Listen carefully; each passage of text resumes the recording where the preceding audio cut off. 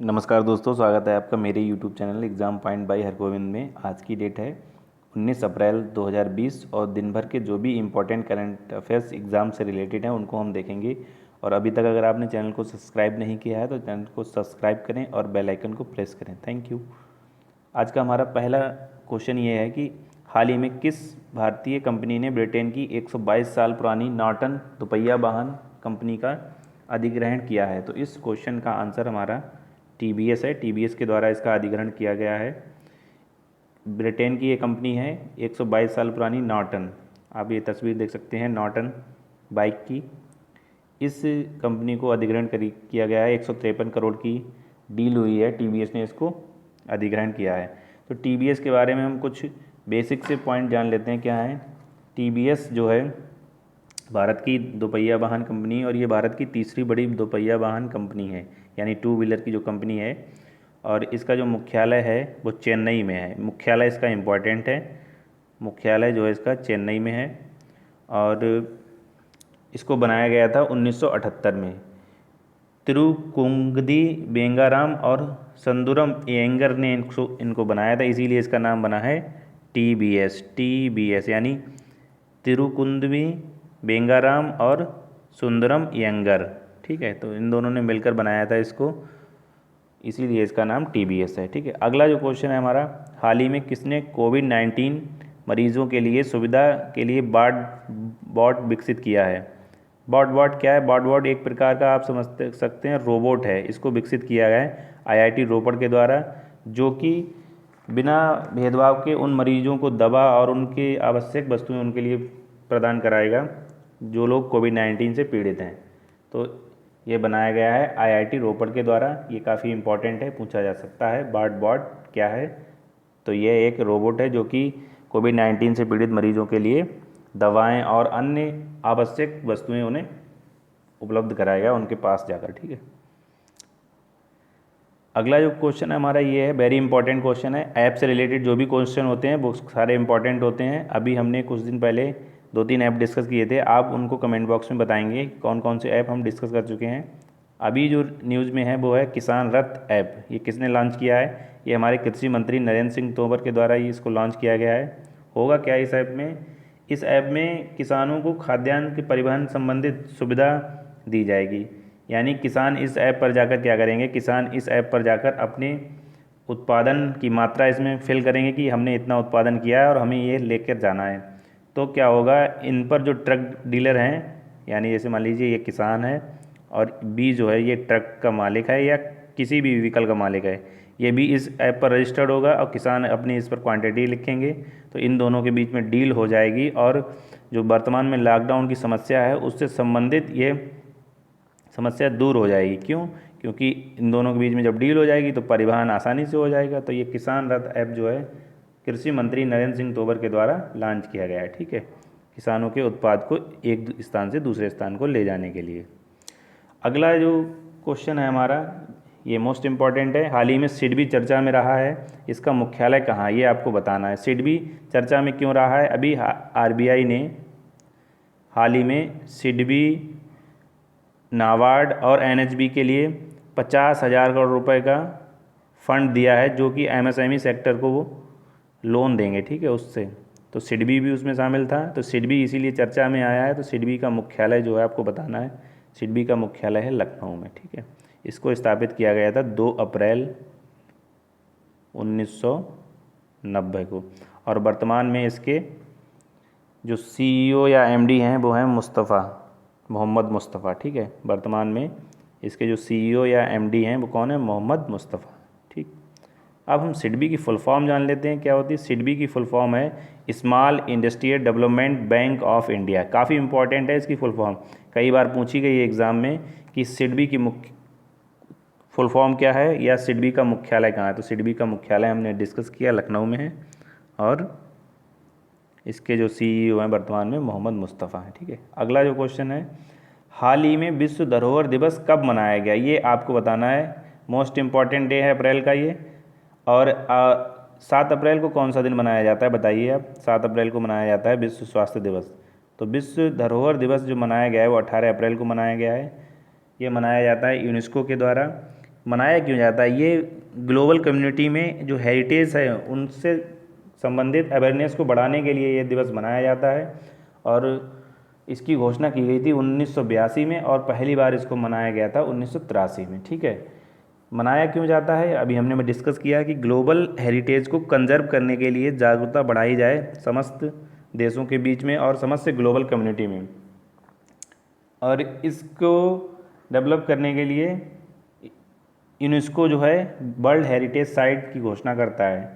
इस बार की जो थीम थी वो क्या थी? Shared culture, shared heritage, shared responsibility, यानी साझा संस्कृति, साझा विरासत और साझा उत्तरदायित्व जो है इस बार की थीम थी। उसके बाद एक जो important fact world heritage site से जुड़ा हुआ है वो ये है कि भारत में कितनी वर्ल्ड हेरिटेज साइट हैं। तो भारत में 37 वर्ल्ड हेरिटेज साइट हैं, जिनमें से 29 जो हैं सांस्कृतिक हैं, एक जो है वो मिक्स है और 7 जो हैं वो नेचुरल हैं।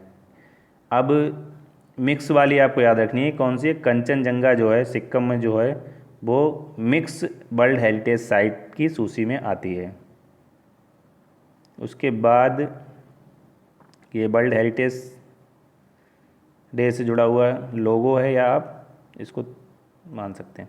उसके बाद हाल ही में एसिस कोरोना ऐप किसने लॉन्च किया है? मोस्ट इम्पॉर्टेंट ऐप है ये। जो भी ऐप होंगे उन सबको डिस्कस किया जाएगा। उसके बाद जो अप्रैल के अंत महीने में क्या होगा कि सभी ऐप को एक ही वीडियो में कंबाइन करके आपको वीडियो मिल जाएगी, जिससे कि आपको प्रॉब्लम ना हो। और सभी इम्पॉर्टेंट डे की भी वीडियो आपको एक ही मिल जाएगी टोटल अप्रैल के लास्ट में। इस प्रकार हम इसको कैटेगरी वाइज डिवाइड कर देंगे, जिससे कि आपको रिवीजन करने में समस्या ना हो। तो हाल ही में एसिस कोरोना ऐप जो है दिल्ली सरकार के द्वारा लॉन्च किया गया है। इसमें होगा क्या? दिल्ली में जो हॉट स्पॉट हैं उन पर डोर टू डोर सर्वे किया जाएगा कि कोई व्यक्ति मतलब कोविड-19 से पीड़ित तो नहीं है, या सब प्रकार का डाटा जो है इस पर रखा जाएगा। तो एक हिसाब से कह सकते हैं ये दिल्ली सरकार की बेहतर पहल है, जिससे कि कोविड-19 को टैकल किया जा सके। इससे पहले भी दिल्ली सरकार कोविड-19 से निपटने के लिए 2 बेहतरीन काम कर चुकी है। कौन कौन से? ऑपरेशन शील्ड लॉन्च किया है और 5T प्रोग्राम लॉन्च किया है। तो ऑपरेशन शील्ड और 5T प्रोग्राम जो है वो भी पूछा जा सकता है किसके द्वारा लॉन्च किया गया है? तो दिल्ली सरकार के द्वारा उसको लॉन्च किया गया है। ठीक है, उसके बाद आपको अगला जो क्वेश्चन है कोविड-19 पर अभी हाल ही में 12वीं मंत्री समूह की बैठक की गई है, इसकी अध्यक्षता किसने की है? तो ये आपको बताना है, इम्पॉर्टेंट फैक्ट है। और काफ़ी इसकी जो अध्यक्षता की गई है वो स्वास्थ्य मंत्री हर्षवर्धन के द्वारा की गई है। कोविड-19 पर 12वीं जो मंत्री समूह की बैठक हुई है अभी, उसकी अध्यक्षता की गई है हर्षवर्धन के द्वारा। और इसमें नीति आयोग के सदस्य भी शामिल हुए थे, तो इसलिए ये काफ़ी इम्पोर्टेंट हो जाता है ये क्वेश्चन। नीति आयोग की स्थापना कब हुई थी? नीति आयोग की स्थापना हुई थी 1 जनवरी 2015 को। और इसके जो अध्यक्ष होते हैं वो प्रधानमंत्री होते हैं, और उपाध्यक्ष जो होते हैं वो प्रधानमंत्री के बाद आते हैं। यानी उपाध्यक्ष जो हैं वर्तमान में राजीव कुमार इसके उपाध्यक्ष हैं। और CEO कौन है? नीति आयोग के वर्तमान में CEO हैं अमिताभ कांत। अमिताभ कांत कौन है? अमिताभ कांत जो हैं वर्तमान में CEO हैं किसके? नीति आयोग के। ठीक है, तो अगला जो क्वेश्चन है वो नीति आयोग से ही जुड़ा हुआ है। इसमें क्या है? वर्तमान में नीति आयोग के अध्यक्ष कौन है? अगर अध्यक्ष पूछा जाता है तो जो भी करंट प्रधानमंत्री होते हैं वही इसके अध्यक्ष होते हैं, यानी नरेंद्र मोदी जो हैं वो वर्तमान नीति आयोग के अध्यक्ष हैं। ठीक है, अगला जो क्वेश्चन है, हाल ही में किसने डेमो 2 मिशन 2022 में लॉन्च करने की घोषणा की है? डेमो 2 मिशन ये इम्पॉर्टेंट मिशन है, ये नासा और स्पेसएक्स का मिशन है। इसको 2022 में लॉन्च किया जाएगा। इसमें होगा क्या?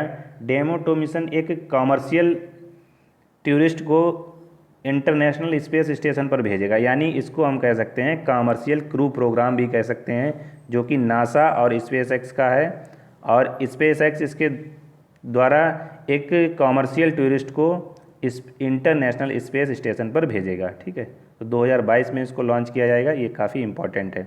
उसके बाद हाल ही में SBI की एक इकोरेक्ट संस्था है, उसने 2019-20 के लिए भारत की वृद्धि दर कितनी रहने की उम्मीद की है या अनुमान लगाया है? तो इस क्वेश्चन का आंसर जो है हमारा वो 1.1 लगाया गया है SBI इकोरैप के द्वारा। तो एसबीआई के वर्तमान में जो सीईओ या एमडी हैं वो हैं रजनीश कुमार। ये भारत की सबसे बड़ी पब्लिक सेक्टर बैंक है, यानी भारत की सबसे बड़ी सार्वजनिक बैंक है ये एसबीआई। उसके बाद अगला जो क्वेश्चन है वो भी बैंक से ही रिलेटेड है। नाबार्ड का मुख्यालय पूछा गया है इसमें, क्योंकि अभी हमने बताया था कि आरबीआई ने 50,000 करोड़ रुपए का इन्फ्यूजन किया है नाबार्ड, सिडबी और एनएचबी में। तो नाबार्ड का मुख्यालय भी इम्पॉर्टेंट है। नाबार्ड का मुख्यालय जो है वो मुंबई में है और इसकी स्थापना की गई थी 1982 में। शिवरामन कमेटी के अनुशंसा के आधार पर इसकी स्थापना की गई थी नाबार्ड की। ये इम्पॉर्टेंट है, 1982 में इसकी स्थापना की गई थी।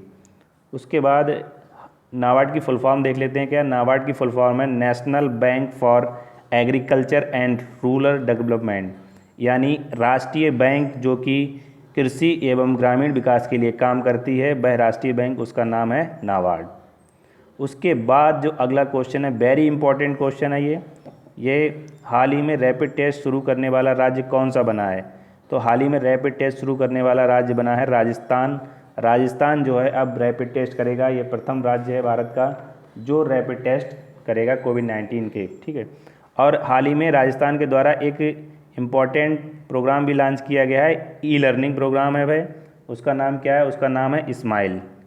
इसमें होगा क्या, स्टूडेंट जो है ई लर्निंग के माध्यम से, यानी सोशल मीडिया साइट्स के माध्यम से और विभिन्न प्रकार के जो लर्निंग, डिजिटल लर्निंग प्रमोटर होते हैं, उनके द्वारा अपनी शिक्षा को सुचारू रूप से चालू रखेंगे। तो स्माइल प्रोग्राम भी पूछा जा सकता है किसने लॉन्च किया है, तो ये राजस्थान ने लॉन्च किया है। और रैपिड टेस्ट किसने शुरू किए हैं, तो यह भी राजस्थान के द्वारा शुरू किए गए हैं। और एक इम्पॉर्टेंट क्या है, एक इम्पॉर्टेंट फैक्टर ये है कि रेडियो स्कूल किसने शुरू किए हैं, तो रेडियो स्कूल जो हैं वो शुरू किए हैं राजस्थान ने अभी हाल ही में, ठीक है। राजस्थान से जुड़ा हुआ एक इम्पॉर्टेंट फैक्ट ये है कि राजस्थान के जितने भी इम्पॉर्टेंट नेशनल पार्क हैं वो सब आपको रिवाइज़ करने हैं। 1 मिनट में मैं आपको रिवाइज़ करा देता हूँ। सरसिका नेशनल पार्क और केवलादेव घाना नेशनल पार्क, और एक इम्पॉर्टेंट नेशनल पार्क आपको बताना है कमेंट बॉक्स में। 2 मैंने आपको रिवाइज़ करा दिए, एक आपको उसमें बताना है कमेंट बॉक्स में। उसके बाद अगला क्वेश्चन क्या है, हाल ही में क्रिक किंगडम के ब्रांड एम्बेसडर कौन बने हैं। तो इस क्वेश्चन का आंसर है रोहित शर्मा। रोहित शर्मा को क्रिक किंगडम का ब्रांड एम्बेसडर बनाया गया है। क्रिक किंगडम क्या है, ये एक Dubai based online cricket academy है, यानी ये ऑनलाइन क्रिकेट कोचिंग देती है सभी प्लेयर्स को ऑनलाइन, ठीक है। डिजिटली एकेडमी इसे माना जा सकता है, ये दुबई में है। उसके बाद अगला जो क्वेश्चन है, हाल ही में किस राज्य ने प्रधानमंत्री गरीब कल्याण योजना के अंतर्गत सबसे अधिक खाद्यान्न एक दिन में वितरित करने का रिकॉर्ड बनाया है।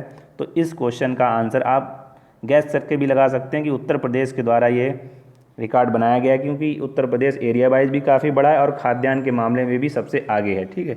तो उत्तर प्रदेश के द्वारा एक दिन में सबसे अधिक रिकॉर्ड बनाया गया है इसको, और इसका जो टारगेट था वो ये था 1.1 लाख मीट्रिक टन चावल जो हैं एक दिन में वितरित किए हैं उत्तर प्रदेश ने 16 अप्रैल को, ठीक है।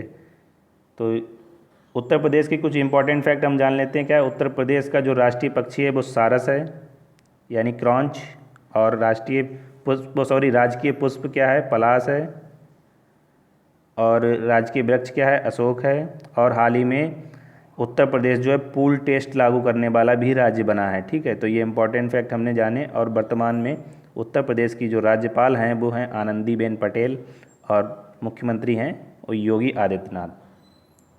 ये आप देख सकते हैं रोहित शर्मा को क्रिक किंगडम का बनाया गया है ब्रांड एम्बेसडर। तो आज की वीडियो के जो क्वेश्चन थे वो इतने ही थे, लेकिन कल की वीडियो का जो क्वेश्चन है उसका हम आंसर डिस्कस कर लेते हैं। कल जो हमने क्वेश्चन पूछा था उसका आंसर है डीआरडीओ, यानी हाल ही में किसने कोवसैक नामक कोवसैक विकसित किया है, तो ये डीआरडीओ के द्वारा विकसित किया गया है। उसके बाद आज का हम प्रश्न देख लेते हैं। क्या है आज का प्रश्न, ये है कि किस नेशनल पार्क में जानवरों को क्वारंटाइन करने के लिए व्यवस्था की गई है। ये आपको कमेंट बॉक्स में बताना है। अगर आपको ये वीडियो अच्छी लगी हो तो लाइक, शेयर और कमेंट करें, और अपने सभी ग्रुप्स में, व्हाट्सएप ग्रुप में, फेसबुक ग्रुप में इसको शेयर करें, जिससे कि आपके कॉन्टैक्ट के जो भी लोग हैं वो करंट अफेयर से अपडेट रह सके। Thank you for watching.